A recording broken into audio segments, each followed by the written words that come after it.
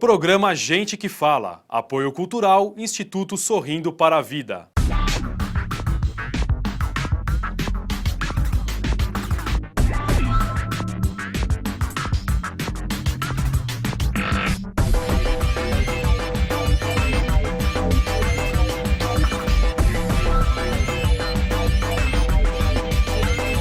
Olá, boa noite! Está no ar o programa Gente que Fala, uma parceria com a TV Sorrindo, do Instituto Sorrindo para a Vida. Eu quero lembrar que você pode assistir a esse programa e outros já realizados aqui no site www.tvsorrindo.com.br. E eu conto também com a sua audiência sempre de segunda a sexta-feira pela Rádio Trianon 740 AM ao meio-dia. Portanto, eu tenho lá recebido ilustres convidados, como aqui, que já eu vou apresentá-los. Mas antes, eu quero chamar a sua atenção para que você possa aumentar o seu volume aí, ligar para um amigo, chamar a sua família, venha discutir conosco esses assuntos aqui, ó. Veja lá. Brasileiro trabalha 4 meses para pagar impostos ao governo. Pode haver censura ao comemorar o gol de seu time? Centrais sindicais querem diminuição da jornada de trabalho. Falta de emprego ou de mão de obra especializada para o mercado? Amigos ou companheiros influenciam no vício do cigarro? Para debater esses assuntos, eu falei que eles eram ilustres, né? E é com muito carinho que eu recebo aqui ele, que é nosso amigo, advogado, foi vereador por São Paulo, o nosso amigo o Antônio Salim Curiati Júnior, seja muito bem-vindo. Também ele que é advogado, tributarista, professor, com um extenso currículo aí, não é? Que você sabe, conhece muito bem ao proferir o nome dele. Quer ver só? Seja muito bem-vindo, professor Ives Gandra Martins, ao programa Gente que Fala. Também ela, que é do Rio de Janeiro, é subsecretária do Estado de Formação e Qualificação Profissional do Estado do Rio, como eu falei, a Márcia Cristina Garcia Ferreira, seja bem-vinda.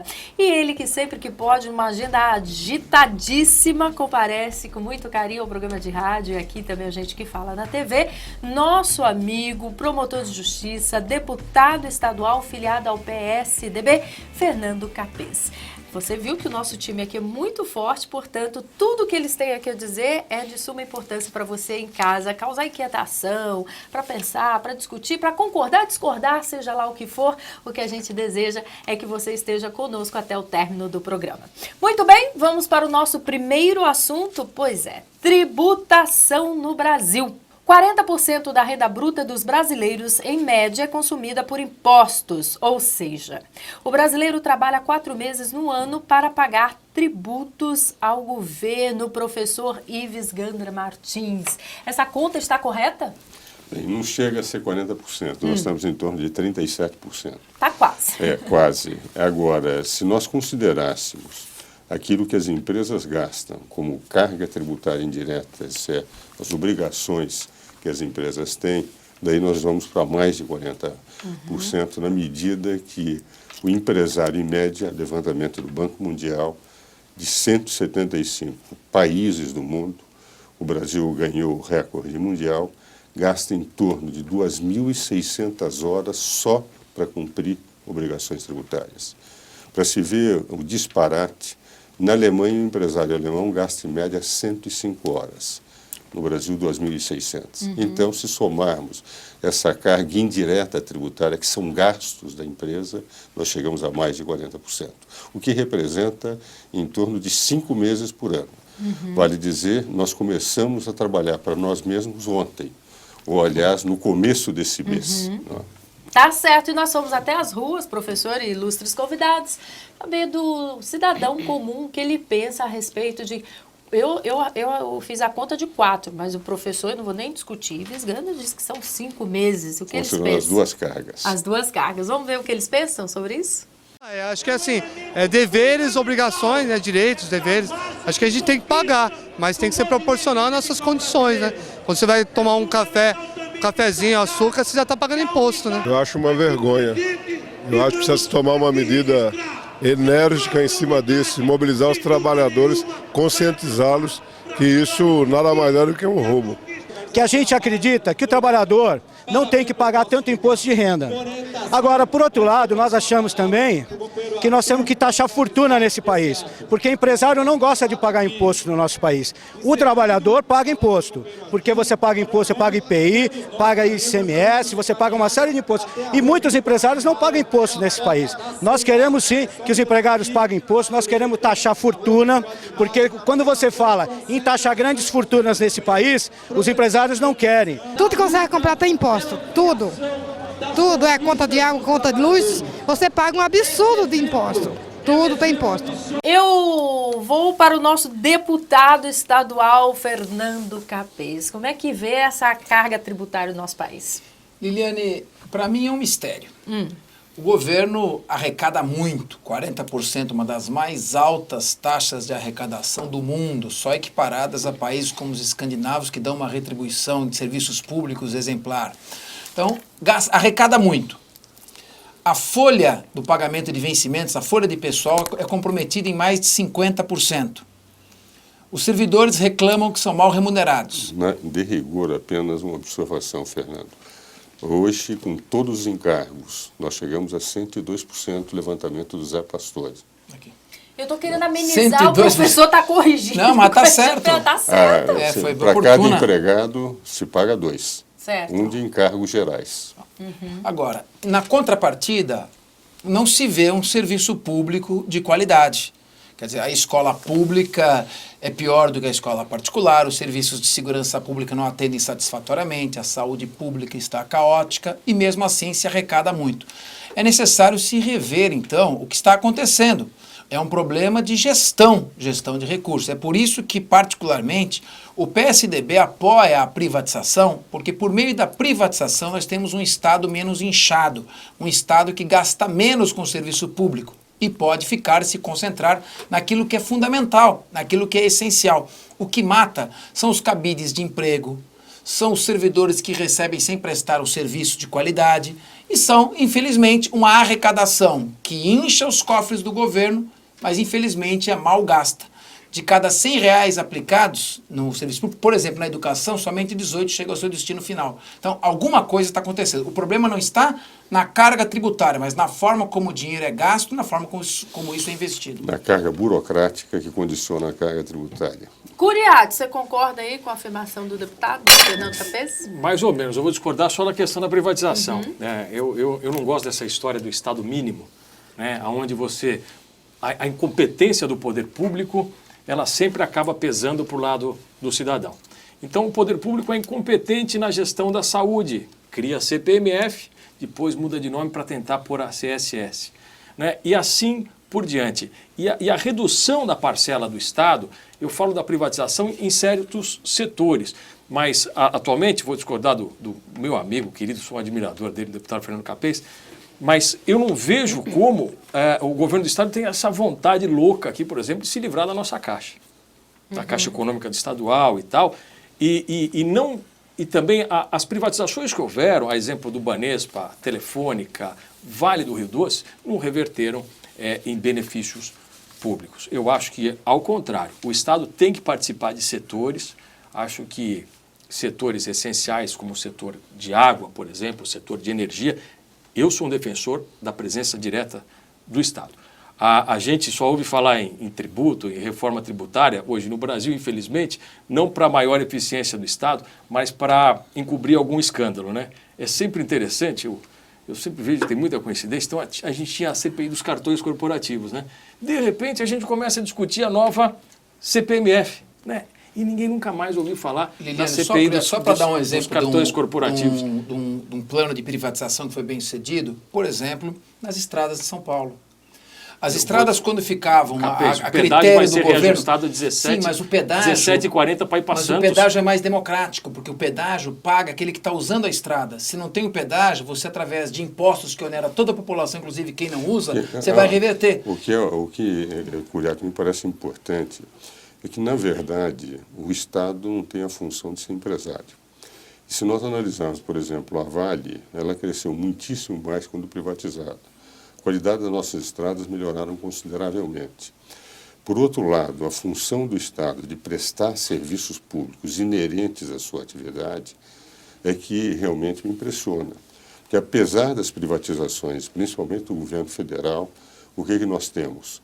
Uma carga tributária elevada para sustentar a máquina burocrática, 50% da carga tributária vai para despesas de custeio, 30% vai para a Previdência, 20% para a administração da dívida, quer dizer, para juros, sobra o adicional de 5%, aquilo que é sempre acrescido todo ano, para a prestação de serviços públicos necessários, investimentos, etc. Na prática, o que nós estamos é que se o Estado fosse menor e, ao mesmo tempo, mais eficiente, a meu ver, na administração daquilo que é inerente, prestação de segurança, saúde, que é onde, efetivamente, nós devemos ter os grandes investimentos, infelizmente não temos ao ponto de o governo ter uma receita de 18 bilhões de reais a mais este ano do que previsto no orçamento e ainda precisa uma contribuição social que vai precisar de mais 8 bilhões, além dos 18, para atender a saúde,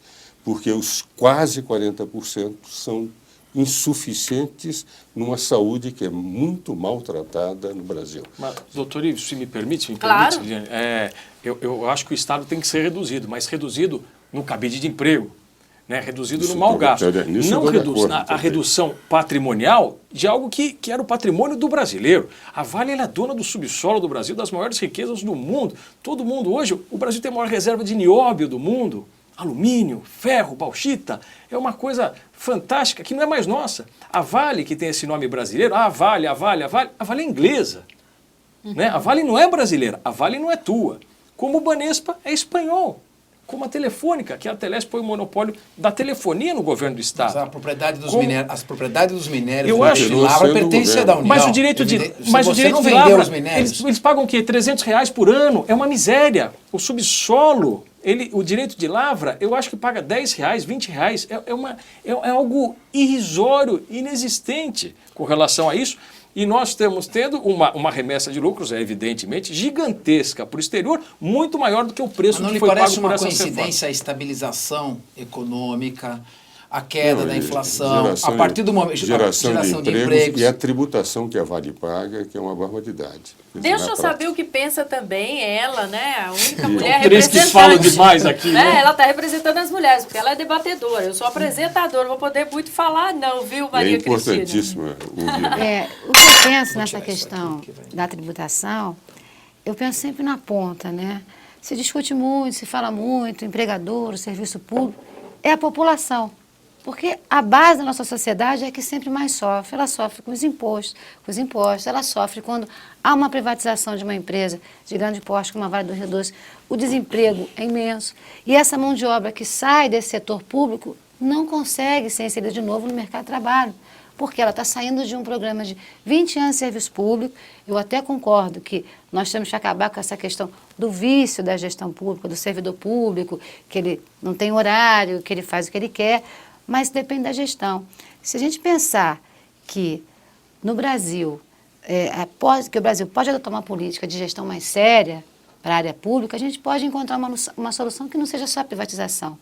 Eu concordo com o que o Uriarte falou, quando ele diz que nós estamos perdendo as nossas riquezas, porque quando a gente não explora, nós estamos dando isso para alguém. E o que se paga aqui hoje no Brasil de mão de obra não chega a 2/3 do que eles pagam lá fora. Quer dizer, isso tudo vai para fora, isso não fica concentrado aqui no Brasil. No caso da Vale, por exemplo, a Vale em impostos e empregos, porque ela passou a empregar muito mais, porque ela aumentou consideravelmente a produção e tributos, mas é tão mais do que o que ela pode mandar de remessa de lucros, porque a remessa de lucros no Brasil é sobre o que ela teve de lucros, do qual ela pagou imposto de renda, todos os tributos indiretos, quase os 50 e poucos tributos que nós temos diretamente incidentes. E a remessa de lucros, ela também tem uma tributação, quer dizer, no momento em que houve o pagamento daquele lucro, houve tributação sobre isso, é incomensuravelmente menor do que tudo que ela gerou aqui dentro para o Brasil. No fundo, ter investimento estrangeiro no Brasil é positivo na medida que é muito pouco o que se remete em função daquilo que se investe. E me parece legítimo que se mande os lucros quando esse investimento tem que gerar. O grande problema que me parece é exatamente o controle. Há certas riquezas naturais que têm que ser efetivamente controlados. E isso é matéria de legislação interna e não de um crescimento que o espírito empresarial de qualquer privatização faz com que aquele empreendimento haja melhor do que a empresa pública. Pelo menos a experiência no Brasil que tivemos. Não é? Vamos para esse outro assunto aqui, porque eu não quero concluir nada. O que eu quero que você entenda em casa, porque são assuntos que dizem respeito ao nosso dia a dia e você tem que saber, se informar, não é? Até para que possa se posicionar. Então vamos para esse aqui, ó. Falta de mão de obra especializada. De acordo com especialistas, a carência de mão de obra qualificada nas empresas pode se tornar um gargalo para a expansão econômica nos próximos anos. O acesso à educação superior e pesquisa tecnológica são fatores que contribuem para esse quadro. Eu começo com ela, claro, que é subsecretária do Estado de Formação e Qualificação Profissional do Rio de Janeiro, que nos dá a alegria da presença da Márcia Cristina Garcia Ferreira. É isso mesmo? Você concorda com essa fala? Concordo. A gente está no Estado do Rio de Janeiro hoje, né? Trabalhando não só com a qualificação, mas também com a intermediação, né? A gente não pode falar em qualificação de mão de obra sem falar em intermediação e sem falar em educação, né? Eu estou muito feliz porque o governo federal hoje e os estados sobrevivem desses recursos, né? Eles saíram do casulo e foram ao estado, né? O nosso ministro Carlos Lupe, ele através do CODEFAT e da aproximação com os estados, ele conseguiu criar uma linha junto com o mercado, onde os recursos repassados para os estados hoje são distribuídos de forma que a gente eduque, que seja o EJA, né, Educação de Jovens à Distância, e depois qualifique, e aí sim a gente tem uma intermediação de mão de obra melhor. Isso sem contar que a gente está pensando no projeto de reestruturação e qualificação do Cine, que é o principal agente, né, de intermediação do Estado, e pensando numa qualificação onde a meta seja o mercado, né? Emprego, como eu disse, tem. Ou seja, segundo o SIGAI, 60% das vagas oferecidas não são preenchidas porque nós não temos qualificação. Sempre foi feita qualificação no nosso país.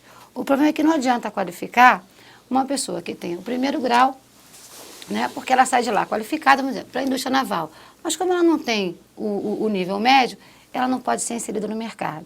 Então, toda a política hoje desenvolvida, principalmente no nosso estado, é pensar numa qualificação que atinja o mercado.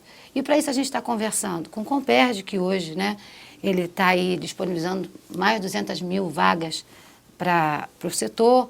Nós estamos conversando com a indústria naval, que é um outro mercado também emergente, né, isso aí no Brasil todo, os nossos estaleiros estão sendo reativados, a indústria naval está crescendo muito.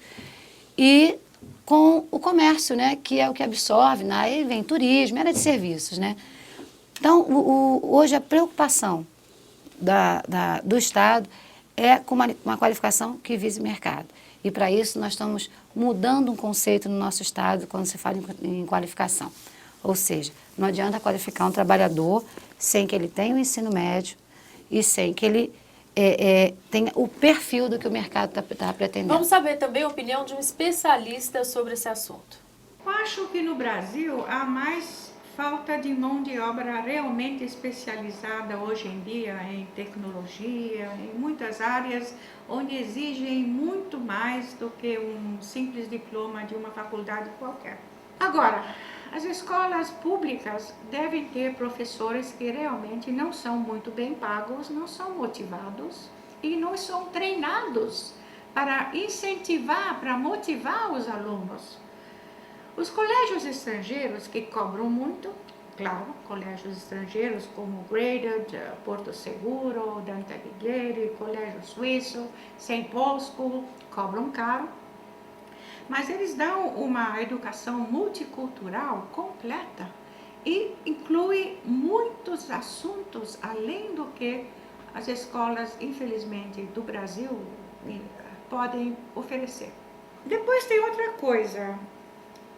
O mundo hoje corre muito rapidamente. Eu lembro 20 anos atrás, me pediu um assistente para o presidente, ou um engenheiro para a Renault, que precisava ter inglês, francês, mas só o inglês já estava bom.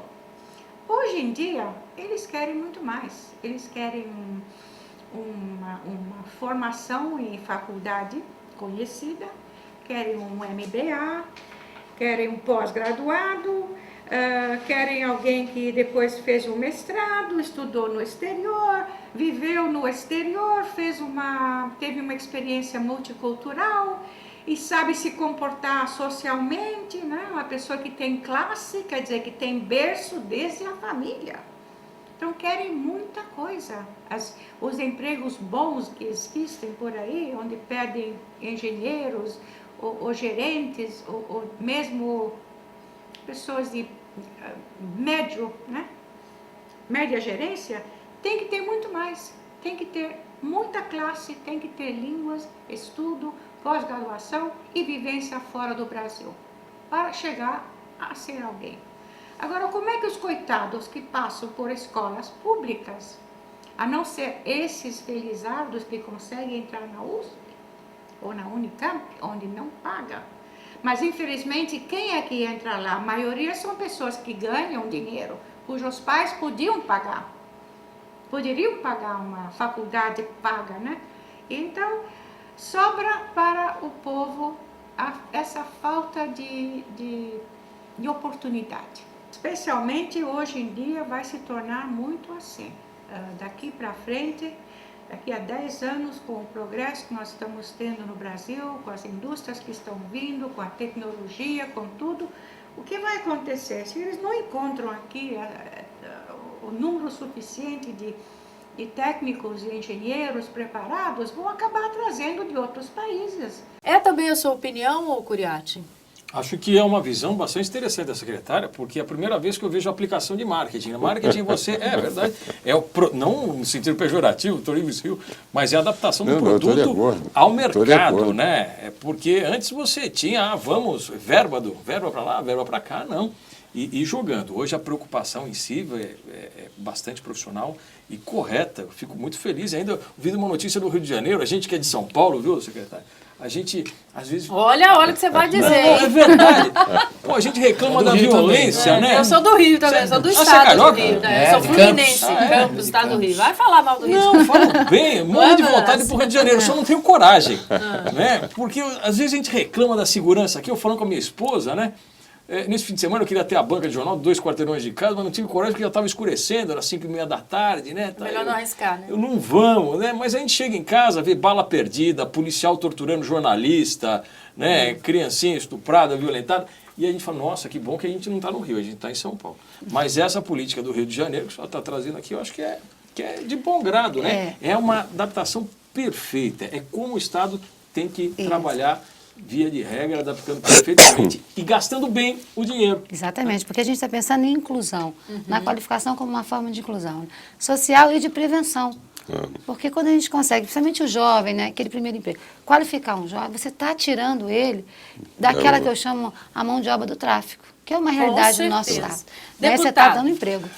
Essa história do tráfico? Eu vi no jornal, uma reportagem no jornal Estado de São Paulo, só para depois concordar integralmente com a secretária, uma reportagem muito interessante, o professor Ives Gandhi deve ter visto. A companhia do Vale, pós-privatização, viu, Curiati? Vai contratar nos próximos 5 anos 62 mil novos postos de trabalho em razão da globalização. Só que, destes 62 mil novos empregos nos próximos 5 anos, infelizmente, a maior parte terá que ser recrutada no exterior por falta de qualificação. Então, deve-se elogiar aqui o governo do Rio de Janeiro, quando parte para criar, inclusive, uma secretaria de qualificação profissional. O trabalho é feito também aqui na Secretaria de Trabalho, né, o nosso secretário Guilherme Afif Domingos, e hoje tem que ser esta a preocupação. Eu vi a subsecretária colocar um assunto com muita inteligência, eu vi ela falar ensino à distância. Hoje esse tem que ser o caminho. Você tem que pegar, por exemplo, o aluno no final do ensino médio, você coloca como ensino de reforço. tem que ter o ensino presencial, é feito dentro da sala, mas o ensino de reforço feito à distância, sistema via satélite, você coloca grandes comunicadores, showman ou showwoman, como é o caso aqui da Liliane, fazendo a transmissão, fazendo a formação, qualificando. Nós temos que começar a pensar em modernizar o Estado brasileiro e técnicas mais arrojadas de gestão, porque ou fazemos isso, ou vamos fracassar com a globalização. Isso não vai acontecer. Eu sou um otimista, mas é importante essa qualificação profissional e urgente. Então está de parabéns esse trabalho que a secretária... Professor Ives Gandra, o senhor vê também com bons olhos de Não, ensino à distância? Eu considero excepcional. Aliás, eu defendo o ensino à distância há 20 anos, porque eu estou convencido, e principalmente como professor universitário, que não se pode manter o mesmo nível de universidades, os fusos horários distantes do Brasil que temos nos grandes centros. Então, há 20 anos que eu tenho defendido que começasse no Brasil o ensino à distância.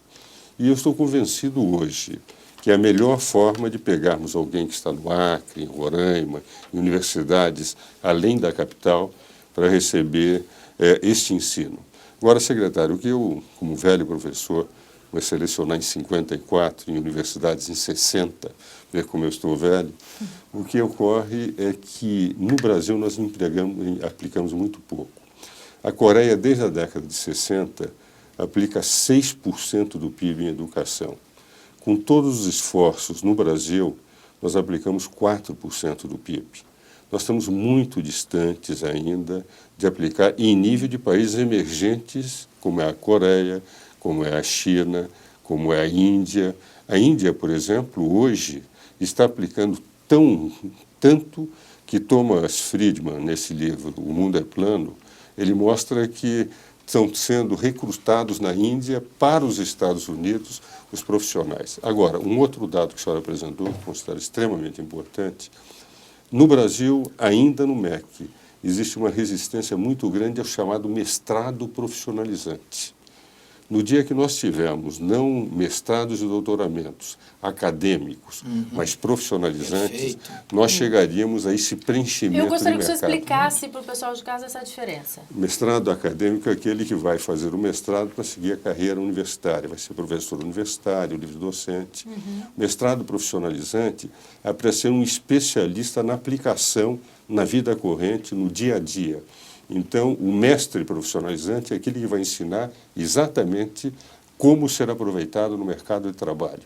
E esse mestrado profissionalizante, que em todos os países do mundo tem uma aceitação muito grande, no Brasil, infelizmente, ainda há resistência no MEC. Eu vou continuar falando sobre trabalho. Não vamos parar por aqui, não. Olha esse assunto, ó. Trabalhadores de diversas categorias profissionais vêm realizando manifestações em todo o país para pedir a redução da jornada de trabalho de 44 para 40 horas semanais, sem diminuição nos salários. A nossa repórter Karina Torres conversou com o presidente do Sindicato dos Metalúrgicos de São Paulo sobre as reivindicações dos trabalhadores para a redução de jornada de trabalho. Vamos ver. No Brasil, há quem defina o período de trabalho como jornada de trabalho. Outros, inclusive na consolidação das leis trabalhistas, a CLT, preferem denominar como duração do trabalho. O fato é que, de uma forma ou outra, o empregado participa com suas funções na empresa, sempre vinculando a um período de horas. Horas essas que não estão agradando os trabalhadores, que no dia 28 de maio paralisaram os trabalhos durante a manhã em pelo menos 31 municípios. A defesa da ratificação da Convenção Zimbum, que é uma questão exclusiva dos servidores públicos do Brasil. Em São Paulo, as paralisações foram organizadas pelos 52 sindicatos de metalúrgicos do estado, filiados à Força Sindical, entre eles o da capital e o de Mogi das Cruzes. Das portas das fábricas, os dirigentes dos sindicatos foram para a Praça Ramos de Azevedo, no centro da cidade, para participar do ato de lançamento da campanha e do abaixo-assinado, que tinha como objetivo coletar mais de 1 milhão de assinaturas, reivindicando a redução da jornada. A Constituição prevê que os brasileiros têm de trabalhar 44 horas semanais, mas os sindicalistas reivindicam pela redução para 40 horas, sem a diminuição dos salários, como forma de gerar empregos. O DIEESE estima que que a medida pode gerar 2 milhões de vagas. Segundo o presidente da Confederação Nacional dos Trabalhadores Metalúrgicos e do Sindicato dos Metalúrgicos de São Paulo, Heleno Bezerra, o trabalhador brasileiro passa mais tempo nas empresas do que trabalhadores de outros países. Olha, o Brasil é o único país que ainda trabalha 44 horas. Todos os países europeus trabalham 40 a 36 horas, né? A Argentina, por exemplo, a nossa vizinha trabalha 39 horas e meia, né? Portanto, a redução da jornada é necessária até porque cria 2,5 milhões de novos postos de trabalho, coloca no mercado de trabalho a juventude, que é a mais prejudicada com o desemprego. Portanto, é necessário reduzir, não só para criar novos postos de trabalho e dar oportunidade, mas o trabalhador de hoje também é diferente do trabalhador há 20 anos atrás. Hoje você precisa ter mais de uma profissão. Você precisa se reciclar, estar se preparando para competir com o novo mercado de trabalho que todo dia se renova. Todo dia tem novas tecnologias. Curiati Júnior, você que é advogado, você que... Trabalhista. Já foi, inclusive, vereador de São Paulo. Me dê aí as suas considerações. Acho que é um apelo interessante, né? Quem não quer trabalhar menos? E acho que os sindicatos, eles procuram alguns motes às vezes, para sobreviver. Né? Para a gente não discutir mais a contribuição sindical obrigatória, para os sindicatos não serem só festivos no dia do trabalho. E acho que essa é uma matéria inoportuna a ser colocada. Porque é difícil você de se dizer... A nossa pauta contra... ou as reivindicações deles? Na reivindicação. Não está criticando a sua pauta não, Liliana. Só para saber, né, professor? Excepcional. Não, de forma alguma. A pauta é extremamente oportuna, mas é difícil a colocação, porque você vai falar que você é contra, mas é evidente que tem que ser contra. Porque não é matando o patrão que você ajuda o empregado. Não é onerando mais o empregador, a empresa, que você vai conseguir ter mais empregos. Esses argumentos que usam, né, que agora você vai ter que contratar mais, é impossível. Não vai existir, você vai fortalecer a informalidade. Talvez ficam vendo muitas coisas lá em Paris, na França, acha que aqui pode funcionar igual. E na França não tem funcionado bem. Um dos pontos de atraso da França, hoje na União Europeia, é o excesso de direitos e escassez de trabalho. E a jornada de trabalho é abaixo de 40 horas, são 36 horas, né? Então, aqui é o caminho que eles buscam, mas eu vejo mais como uma discussão de sobrevivência sindical. Os sindicatos, desde da ascensão da esquerda no poder, do Lula e tal, que o sindicalismo hoje é governo, né, ele perdeu muita função. Você não tem, basicamente, o que os sindicatos dos metalúrgicos reivindicar contra o governo que é deles mesmos, que eles elegeram. Um parênteses muito rápido. A Folha de São Paulo, outro dia, levantou, uns meses atrás, dos não concursados que entraram no governo Lula, que é quase o triplo do governo Fernando Henrique, 47% são sindicalistas. Eu não tinha esse Esse é um dado oficial da Folha de pesquisa, sabe que a seriedade da Folha quando faz as pesquisas. 47% é sindicalista. Sindicalista não é especialista em nada, é especialista em reivindicação. Exclusivamente nisso. Então, isso traz, digamos, uma não qualificação para que os não concursados trabalhem a favor do povo, trabalhem a favor dos seus interesses sindicais. E eles não podem reivindicar com relação a eles mesmos. Então eles reivindicam contra quem? Porque não vão reivindicar com o governo, que eles fazem parte, eles governam. Reivindicam com relação ao empregador, né? Para justificar a sobrevivência. O ponto disso aí é que os sindicatos hoje perderam a função efetiva. Você só vai melhorar os sindicatos quando acabar a obrigatoriedade da contribuição sindical. Senão vamos ter essas discussões aí só para perdurar e para manter... O Giscard d'Estaing tem um livro famoso chamado A Democracia Francesa.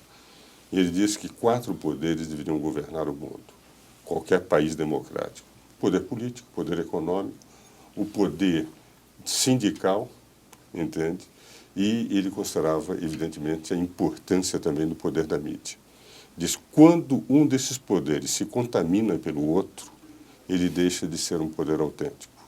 O poder econômico, se pretender ser governo, ele contamina a economia. O poder político, se pretender fazer economia, entra na corrupção. A mídia, se pretender fazer política, ela perde a sua independência. E o poder sindical, se resolver fazer política, deixa de ser poder sindical.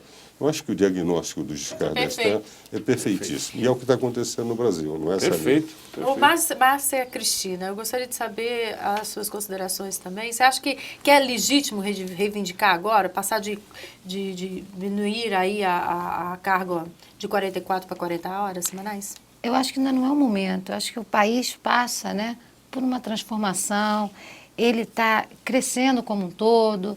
Você vê hoje uma gestão integrada entre os governos, existe toda uma preocupação para o desenvolvimento do nosso país.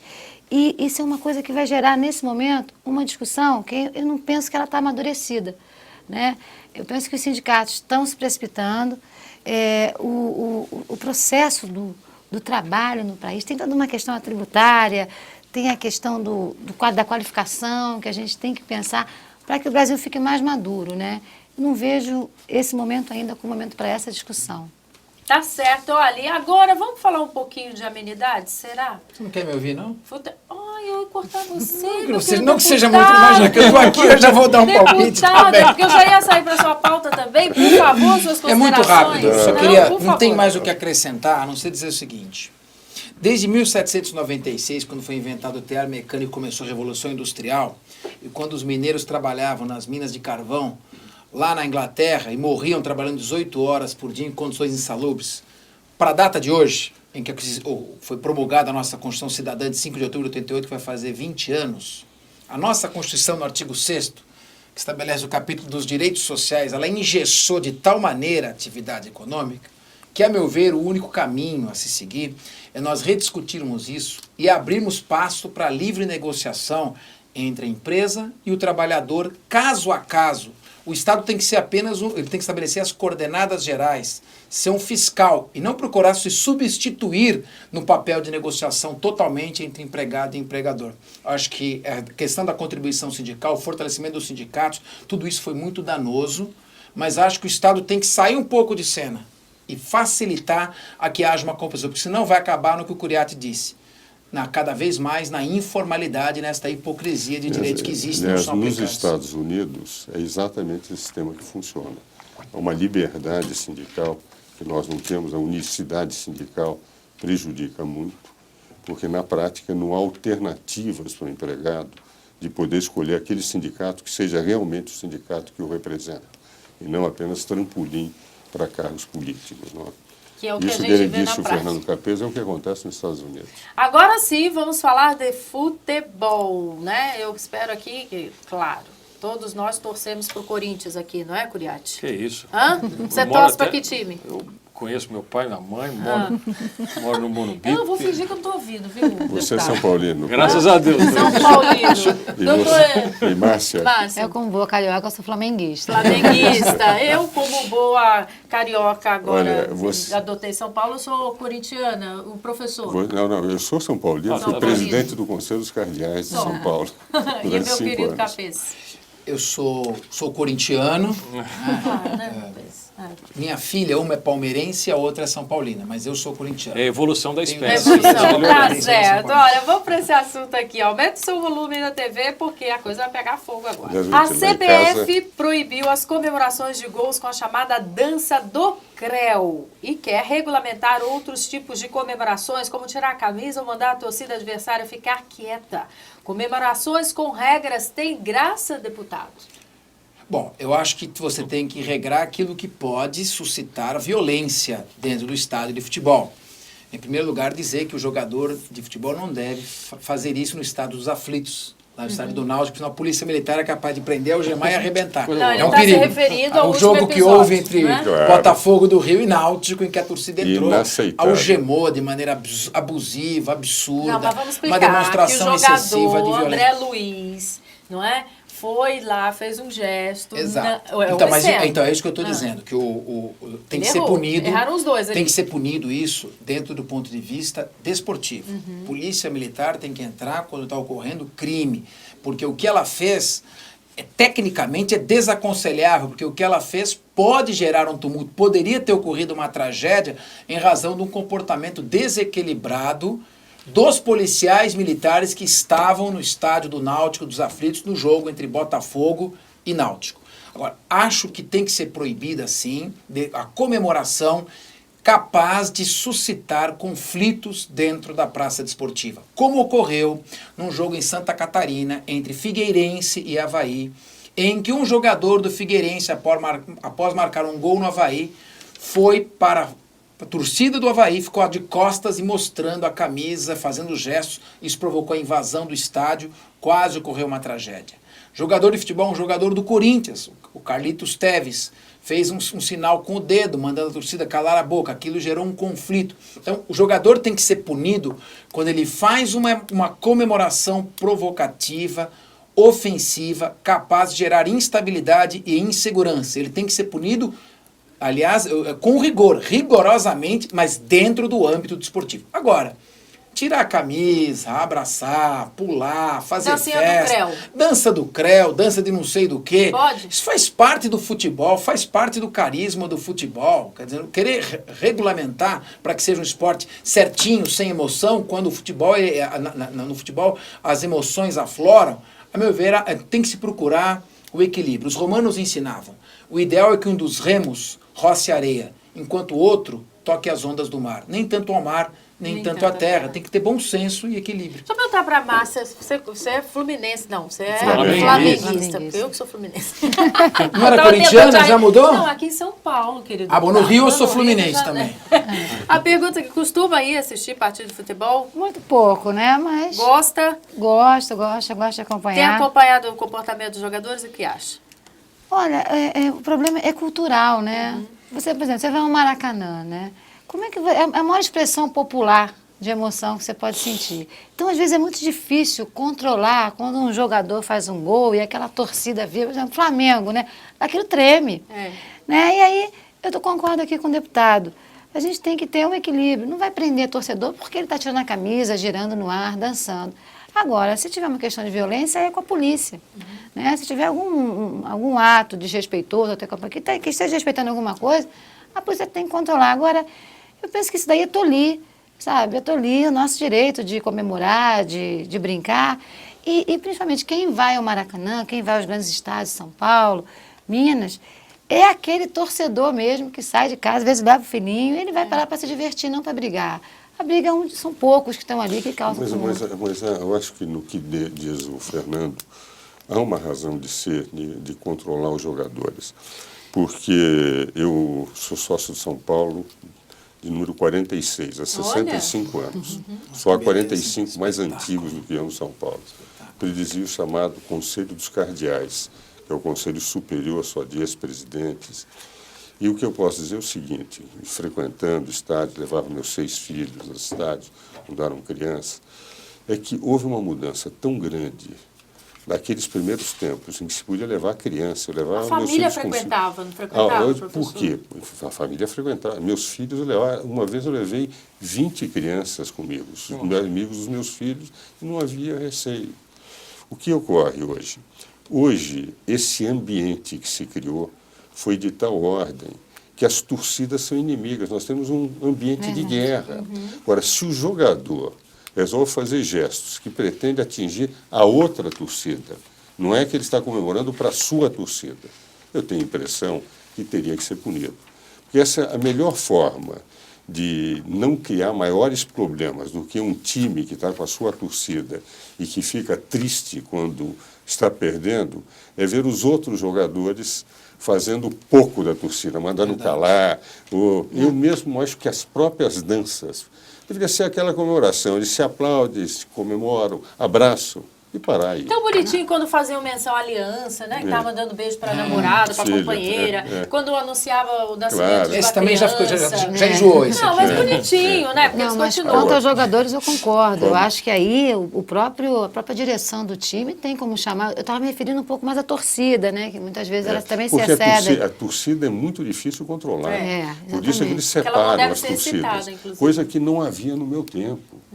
Eu me lembro que eu ia com meu pai, em 1943, 44, os jogos de futebol. Eu entrei como sócio de São Paulo em 1943, eu tinha 8 anos de idade.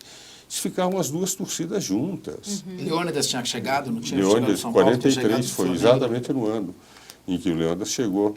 Agora, hoje, primeiro separam-se as torcidas, porque o futebol passou a ser paixão, passou a ser uma guerra. Verdade. Então, a partir daí, eu tenho a impressão, tudo aquilo que puder, por parte dos jogadores, desemocionalizar, isso é positivo. E creio que isso poderiam ser punidos pelos tribunais. Agora, o que aconteceu, eu vi os lances lá no Botafogo, evidentemente, a polícia ela era torcedora também. Não era uma polícia. Eu não vi nunca polícia nenhuma polícia em todos os jogos em que há violência que não ajam com muita tranquilidade em relação aos jogadores. Essa agrediu. E ainda expôs, O diretor do... Indo pela torcida adversária, Alexandre Gemato. Quer dizer, uma resposta gratuita. Curiati. Aqui em São Paulo, a gente tem 2 períodos.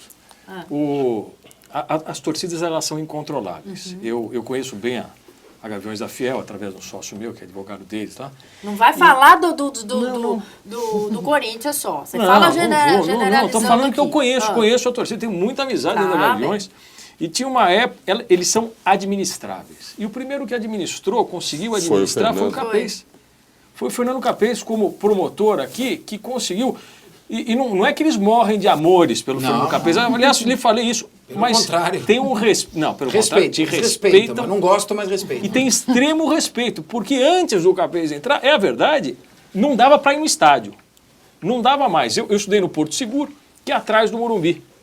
E em 1980, estava no colegial, não existe mais colegial hoje, mas a gente reunia a turma lá, 13 anos, 14 anos de idade, 6 horas da tarde, eu estudava até a tarde lá, ia para o estádio a pé, comia linguiça na porta, não passava mal, depois cada um ia a pé para casa. Era a vida que tinha, hoje não dá mais. E passou uma época que eu me proibia de ir, eu morria de medo. Hoje já dá para ir um pouquinho. Já levo meus filhos, entendeu? Tenho 2 São Paulinos, um de 9, um de 7 anos, bem encaminhados na vida. Né? Mas que, por exemplo, eu concordo que tem que reprimir, realmente tem que regular, porque os caras abusam mesmo. E outra coisinha só que eu não gosto é a história do CREL.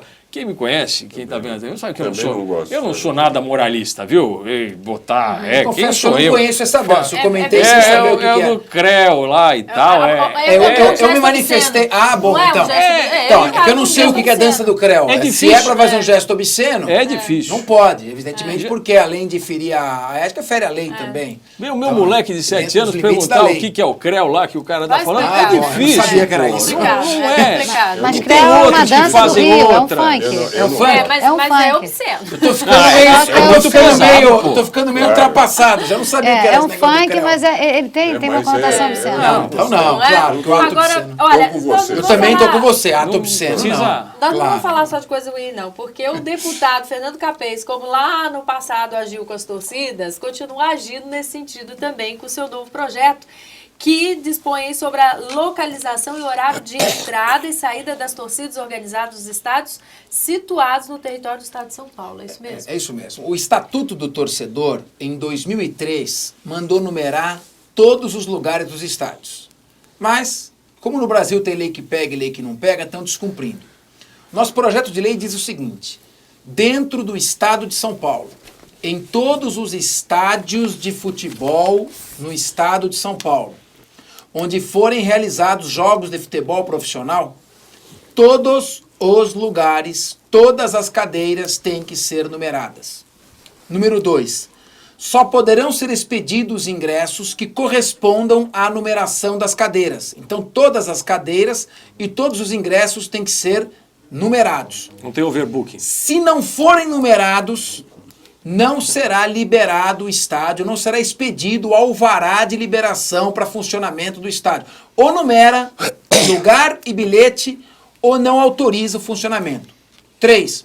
Se chegar o torcedor e tiver alguém sentado no seu lugar, ele tem direito a receber de volta o valor do ingresso pago. Não expulsar o cidadão que está ali. O cidadão que está ali não vai ser expulso, mas ele vai pagar uma multa também. Ótimo. E a federação organizadora, no caso a Federação Paulista de Futebol, vai ter que solicitar ao Poder Judiciário a instalação de juizados especiais cíveis e criminais em todos os jogos, para que esse torcedor possa recorrer ali na hora a um juiz e receber o seu valor. Então, ele pretende minimizar o problema da violência, porque a violência hoje não ocorre dentro dos estádios. mas nos trajetos, na ida e na volta. Nós temos que mudar o público que vai aos estádios. Dá tempo de falar só uma coisa? Dá, claro. Quando você acorda de manhã hoje, você pensa em levar a sua família para um restaurante, para um clube, para um parque. Você pensa em levar a sua família para um estádio de futebol? Não. Nós queremos mudar o público que vai ao estádio. É isso mesmo. E aí é uma... Aliás, o que acontece no futebol europeu. Sim. O futebol é um espetáculo, como é o Prestigiado por teatro, todos. exatamente. Pode se levar tranquilamente 100% quem de quiser. lotação, todos os jogos. Acredita? 100% depois dessa medida? Com certeza. Eu adoraria, porque adoraria ir para a arquibancada, adoraria poder, não é, ter um domingo, final de tarde lá torcendo pelo meu timão, tá bom? Só pode ser perfeita. Só para provocar. Muito bem, olha, ainda não acabou não. Eu quero saber aqui da nossa mesa se tem algum fumante. Fumante, professor? Não, não sou. Um homem inteligente, né? Fumei 21 anos, parei há 3 anos. Mostrou que você se tornou um homem inteligente. Márcia? Continua fumando. Continua fumando? Mas é inteligente. Tentando parar. É inteligente porque ela vai parar mas dia. vai conseguir parar. Tempo é fumante, Márcia? Mais ou menos uns 20 anos. Uns 20 anos, é bastante tempo. Já. Então começou no jardim da infância, né? Nunca fumei, peço, não experimente, não põe essa porcaria na boca. Então vou para uma polêmica rápida aqui. A influência dos amigos dá início ao tabagismo em 35% dos fumantes. O maior índice de adesão ocorre entre 10 e 18 anos de idade, período em que os jovens estão formando sua personalidade. Por outro lado, parar de fumar é contagioso. Fumantes abandonam o vício em grupos, como se a decisão de um elemento contagiasse os demais. Começou dessa forma, sendo influenciada por amigos? Começou num acampamento de férias escolares, né? Um grupo de amigas. E uma fumante, na verdade, contagiou a todas. Então, assim, influenciou a todas nós. E todas nós, quer dizer, desse grupo, que eu ainda encontro com algumas, a metade já parou de fumar, o restante ainda continua fumando. E a gente culpa, né, quem iniciou tudo isso, que é uma amiga minha, Valéria. E você é a culpada de todas nós sermos fumantes hoje. E isso influencia, com certeza. Curiati, e você? Que momento decidiu parar de fumar? Eu comecei a fumar na faculdade por influência de amigos também. Parei de fumar há 3 anos porque eu dei um cachorro de presente para minha esposa. Ela pôs para dormir no quarto. Eu descobri que eu sou alérgico a cachorro, mas eu demorei 2 dias para descobrir. Achei que eu estava com efizema, morrendo. Tomei um susto tão grande, até saiu. Era o pelo do cachorro. Eu desenvolvi uma alergia, um presente de Deus. Uma alergia que me levou a ter medo do efizema e tal. Agora, o probleminha do cigarro aqui, sabe qual que é? O cigarro é muito barato. Qualquer outro lugar do mundo custa $5 o maço. Aqui, primeira linha custa quanto? R$2,50? $2,50. É muito barato. O governo, em vez de criar imposto da saúde, né, devia criar, dobrar imposto em cima dos cigarros. Há um imposto grande, né, Toribio? O IPI é praticamente 4 vezes o valor do cigarro. Mas tem que ser mais ainda. Tem que ser mais. O senhor acha que seria uma forma de inibir a Normalmente, aliás, a razão de ser da tributação ser elevada no mundo inteiro é também uma das formas de procurar fazer com que haja menos usuários do fumo. Mesmo assim, no mundo inteiro, embora há de se reconhecer que se nós considerarmos o que se fumava no mundo há 20 anos atrás e hoje, a queda foi monumental. É muito pouca gente que fuma. E mais do que isso, passa a ser politicamente incorreto fumar, porque em qualquer ambiente os fumantes têm cada vez menos espaços. Não é? Nós somos discriminados. Olha, vocês não Aliás, sei nesse particular, vocês poderiam defender que a Constituição não permite qualquer não tipo de discriminação. discriminação. Vocês são discriminados. Olha, o Ministério da Saúde acabou de lançar, tá fresquinho, uma nova campanha aí com imagens para lá de chocantes para serem estampadas novamente no maço de cigarro. Vamos ver?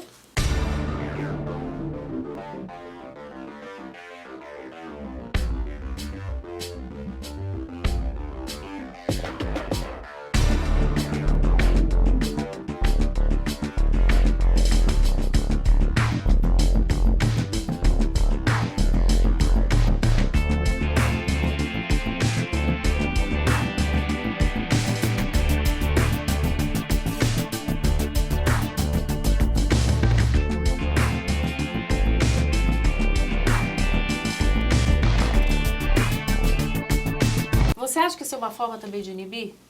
Olhando essas imagens chocantes? Acho que quem vai comprar o cigarro já fuma, então vai comprar. A hora que a pessoa pega o cigarro, Você não é isso que vai o seu inibir. maço? Olha, eu procuro guardar numa cigarreira, até porque é feinho, né? As imagens são Depois chocantes. dessas imagens chocantes, então... São piores agora. Acho que alguma coisa tem que fazer, né? Meus filhinhos falavam, papai, você vai ficar assim, olha.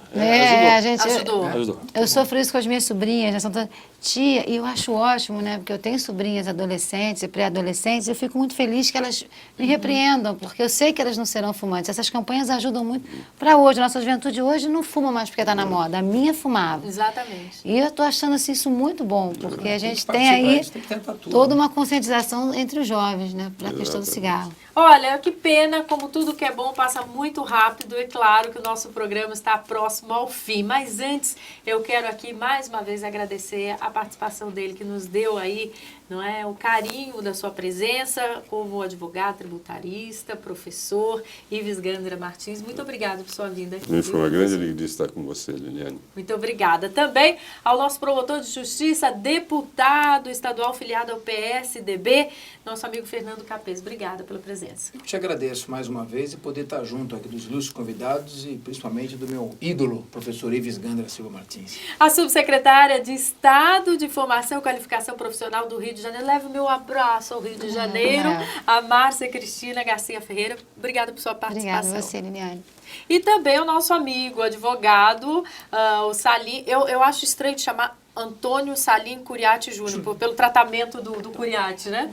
O nosso Curiati Júnior. Muito obrigada pela participação mais uma vez. Eu que agradeço, uma honra, uma mesa dessa, doutor Ives Gandra, doutor Fernando Capês, você, Liliane Ventura, secretária, doutora Márcia Cristina, realmente foi... Sempre tenho o prazer de vir aqui, mas hoje um prazer realmente dobrado, muito honra.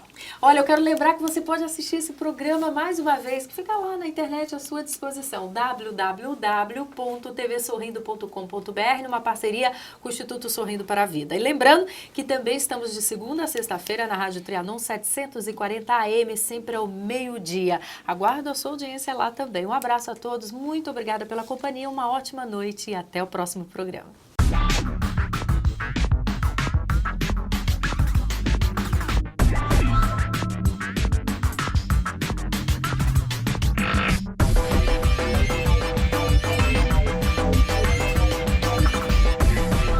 Programa Gente que Fala. Apoio Cultural, Instituto Sorrindo para a Vida.